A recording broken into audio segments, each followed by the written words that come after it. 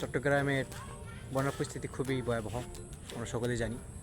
আমরা সকলেই আল্লাহর কাছে দোয়া করি যে চট্টগ্রামবাসীদেরকে যেন আল্লাহ তাআলা সবাইকে হেফাজত দান করে।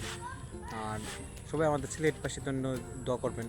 আমরা সিলেটও মোটামুটি পানি ওইরকম না, বন্যা ওইরকম না, মোটামুটি আছে। তারপরেও চারিদিকে দেখাইলে আপনারা বুঝতে পারবেন যে কী পরিমাণ আছে বর্তমান। রাস্তাঘাট আর কি কোনো শুকনো আছে, যে কোনো জায়গা হাইটা যাওয়া যায় বা হাঁটার মতো জায়গা আছে।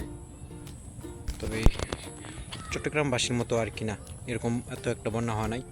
মোটামুটি রাস্তার কাছাকাছি আসছিল পানি এরকম।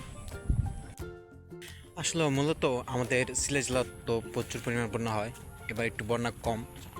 তবে এবার শুনেছি যে আমাদের যে উজান বাটি থেকে যে পানিগুলো নামে, ওই পানিগুলা এবার সম্ভবত একটা চুইস গেটের মতন একটা করেছে ওনারা আর কি করেছে মোদী সরকার।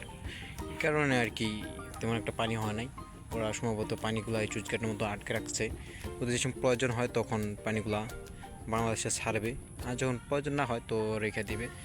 ওইটা তো ডাউকি জায়গা, বা আমাদের ওই যে পাহাড় ইন্ডিয়া ডাউকি, এখান থেকে জুম করলে সম্ভবত দেখতে পারবে।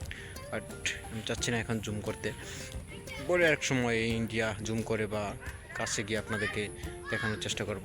সবাই ভালো থাকেন, সুস্থ থাকেন, খুদা হাফেজ।